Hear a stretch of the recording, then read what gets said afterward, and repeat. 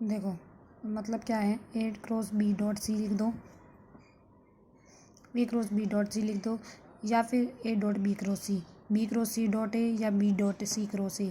मतलब डॉट और cross product को हम क्या कर सकते हैं, चेंज कर सकते हैं, लेकिन साइक्लिक ऑर्डर को हमने चेंज नहीं करना। नेक्स्ट थ्योरम आई अपने पास, the necessary and sufficient condition that three non parallel and non zero vectors A B C are coplanar is A B C का स्केलर ट्रिपल प्रोडक्ट क्या आ जाए, जीरो। नेसेसरी और सफिशिएंट कंडीशन है तीन नॉन पैरेलल वेक्टर्स के लिए क्या, कि वो कोप्लेनर होंगे अगर उनका स्केलर ट्रिपल प्रोडक्ट जीरो आ जाए। मतलब अगर स्केलर ट्रिपल प्रोडक्ट जीरो है तो वेक्टर्स क्या होंगे, कोप्लेनर, और अगर वेक्टर्स कोप्लेनर है तो उनका स्केलर ट्रिपल प्रोडक्ट क्या होगा, जीरो। लेकर चला, कहता है कंडीशन इज नेसेसरी कंडीशन है तो वेक्टर्स जो है नॉन पैरेलल्स ले लिए, नॉन जीरो कोप्लेनर्स वेक्टर ले लिए।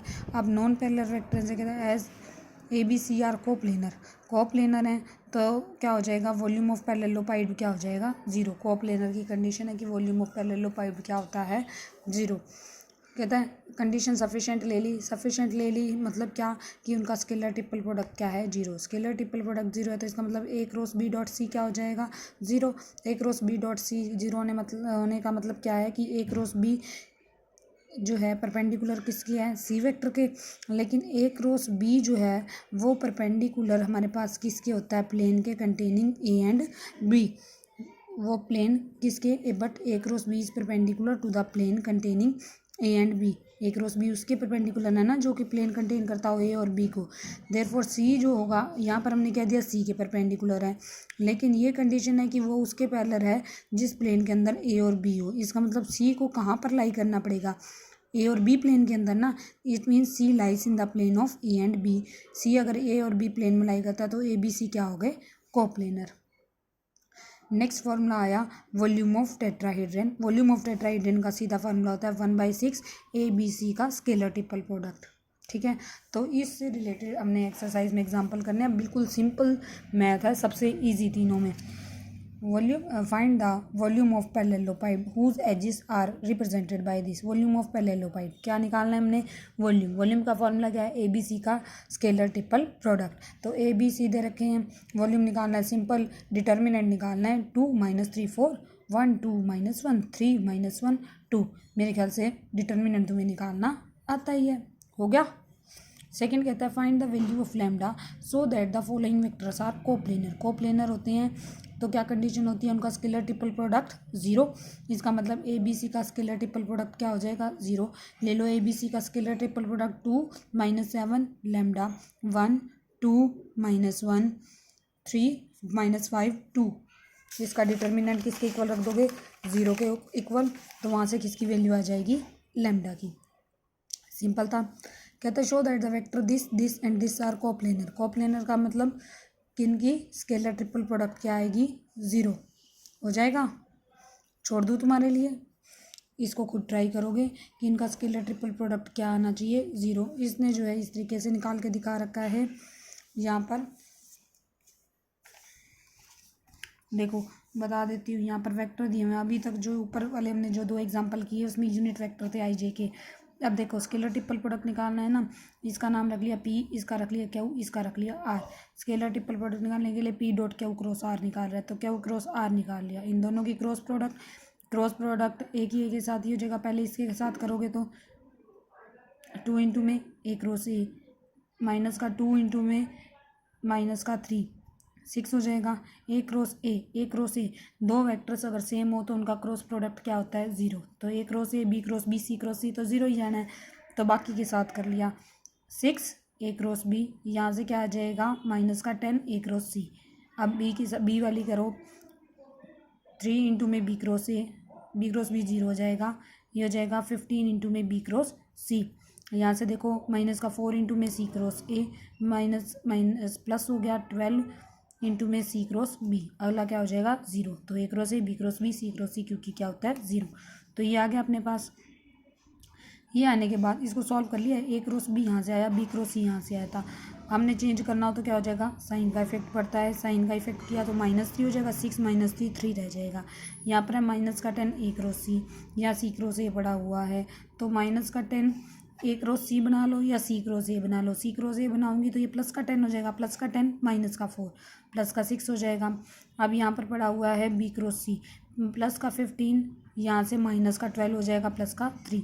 तो ये आ गया P dot Q cross R. P ये रहा अपने पास, पी की क्यू क्रॉस आर से डॉट प्रोडक्ट करनी है, तो ये हो गया 3 इंटू में A cross B dot product, scalar triple product हो गया।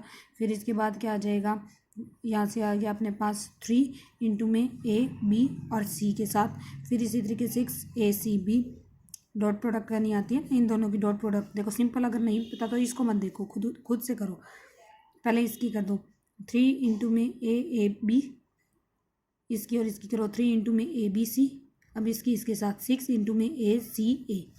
ठीक है, अब यहाँ से करो माइनस का 2 इंटू में 3 6, माइनस का 6 इंटू में बी ए बी, माइनस का 2 प्लस का 3, माइनस का 6 इंटू में बी बी सी, माइनस का 2 प्लस का 6 माइनस का 12, माइनस का 12 इंटू में बी सी ए।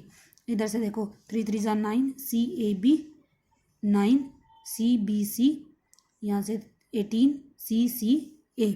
अब दो वेक्टर्स अगर सेम है तो उनका dot product scaler dot product क्या हो जाएगा, 0। रिजल्ट कर लिया हमने, तो ये 0 ये 0 ये 0 ये 0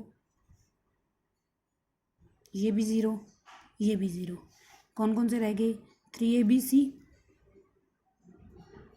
माइनस का 12 बी सी ए प्लस का 9 सी ए बी।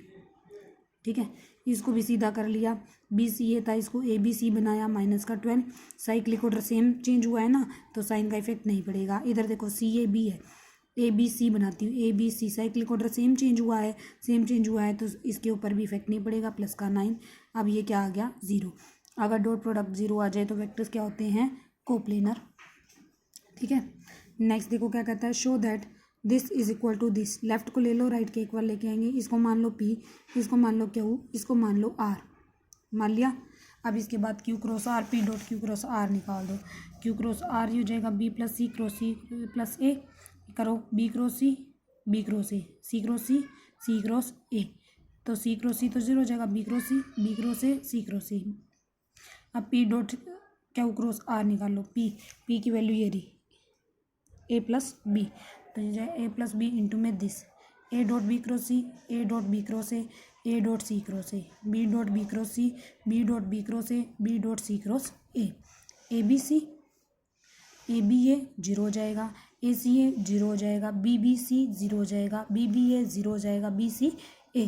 तो जो 0 हो गया वो 0 रख दिया, ये आ गया A B C plus B C A B C. Cyclic order change करेंगे तो ए बी सी हो जाएगा, तो A B C plus A B C क्या हो गया, 2 ए बी सी। ठीक है, एग्जाम्पल 5 देखो क्या कहता है express A B C in terms of this. A B C को इस टर्म में एक्सप्रेस करना है, इस टर्म में एक्सप्रेस करना है। तो हम क्या करेंगे, देखो ए को मान लिया हमने एल इंटू में B cross C, M plus M into में सी क्रॉस ए, एन इंटू में ए क्रॉस बी। क्योंकि ए को भी इस फॉर्म में एक्सप्रेस करना है, बी को भी इस फॉर्म में और सी को भी इस फॉर्म में। तो हमने क्या कर दिया, ए को हमने इस फॉर्म में मान लिया। सिमिलरली बी सी को भी कर देंगे। एल एम एन स्केलर ले लिया, मल्टीप्लाई कर दी दोनों साइड पहले ए के साथ। तो यहाँ क्या हो गया, ए डॉट ए, यहाँ पर L into A, M into A, N into A. ठीक है, ये हो गया L A B C, M A C A, N A B. तो ए सी ए तो 0, ए बी भी 0। यहाँ से क्या गया, एल इंटू में ए बी सी। यहाँ से एल की वैल्यू निकाल लो, A dot A divide by A B C. Similarly अगर मैं बी को ले लेती हूँ, बी को लिख लिया एल इंटू में B cross C, M into C cross A, N into A cross B. B को लिख लिया इस फॉर्म में, तो दोनों साइड बी से मल्टीप्लाई कर दो। सिमिलरली सी को इस फॉर्म में लिख के दोनों साइड सी से मल्टीप्लाई कर दिया, तो एल एम एन आ गया इस फॉर्म में। एल एम एन की जाकर रख दो इसके अंदर वैल्यू, एल एम एन की वैल्यू रख दी। एल एम एन की वैल्यू रखने के बाद ये ए वाला इसने खोल के दिखा रखा है, ए की वैल्यू आ गई। ये ए की वैल्यू आने के बाद देखो A dot B cross C, ये और ये कैंसिल आउट हो जाएगा, A dot B cross C ये कैंसिल आउट हो जाएगा, A dot A cross B ये भी कैंसिल आउट हो जाएगा। मतलब अल्टीमेटली हमारे पास क्या आ जाएगा, यही फॉर्म बच जाएगी। लेकिन हमने इसी फॉर्म में एक्सप्रेस करना था, तो A B C similarly prove कर दिया है हमने। कहता है if A B C are 3 non coplanar vector show that this. खुद ट्राई करोगे इसको, ये देखो ABC3 नॉन कोप्लेनर वेक्टर है, शो दैट, इसको इसके इक्वल दिखाना है। हिंट दे देती हूँ, ए को A1I A2J A3 एक वेक्टर ले लेना, बी को इसी फॉर्म में, सी को इसी फॉर्म में। तो अब तुम्हारा काम है वही scalar triple product cross multiply की फॉर्म में, खुद ट्राई करोगे।